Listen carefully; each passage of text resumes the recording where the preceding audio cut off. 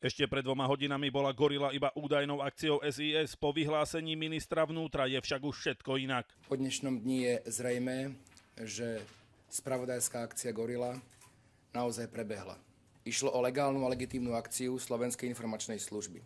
Opierajú sa o správu, o ktorej sa píše aj v internetovej Gorile, kde SIS v roku 2006 o poznatkoch informovala ministerstvo vnútra a predsedu vlády. Obsah spisu Gorila minister vnútra komentovať nechcel, na margo toho však povedal. Môžeme hodnoverne potvrdiť, že už v roku 2005 a 2006 boli spravodajsky zadokumentované vážne podozrenia z korupčnej činnosti, ktorú vykonávala istá finančná skupina, ale aj podozrenia z korupčnej trestnej činnosti iných osôb.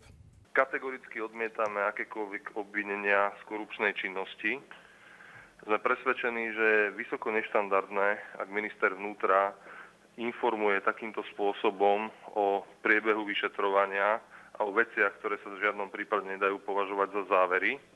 Považujeme to za prejav hrubého politického zásahu do priebehu vyšetrovania. Zaujímavé nie je iba to, že akcia je reálna, ale aj to, čo sa s informáciami SIS roky dialo. Tajná služba ich podľa ministra Lipšica ešte v roku 2006 poslala ministrovi vnútra Martinovi Padovi a predsedovi vlády Mikulášovi Dzurindovi. Minister vnútra celú vec vraj posunul na Úrad boja proti korupcii, kde ju skartovali. Úrad boja proti korupcii pod vedením plukovníka Gašpara 14. mája 2008 tieto utajované skutočnosti protiprávne skartoval.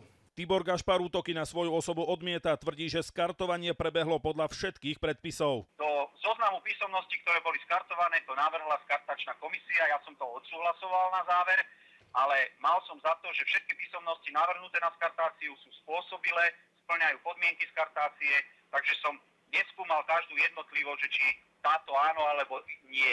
Bývalý šéf protikorupčného úradu tvrdí, že v tom čase informácie ani zďaleka neboli také ako teraz a všetky preverili. Zaujímavá je aj cesta dokumentu po linke predsedu vlády. Podľa Daniela Lipšica ho pred 6 rokmi dostal na stôl Mikuláš Dzurinda a až premiérka Radičová ju odovzdala špeciálnemu tímu. Informácia, ktorú obdržal terajší predseda vlády, je informácia, ktorú pani predsednička vlády odovzdala vyšetrovateľovi a špeciálnemu prokurátorovi včera. Je nekonečne trápny. Ja som nikdy nepovedal, že som takú alebo onakú informáciu dostal alebo nedostal. Ja o tom prosto nehovorím.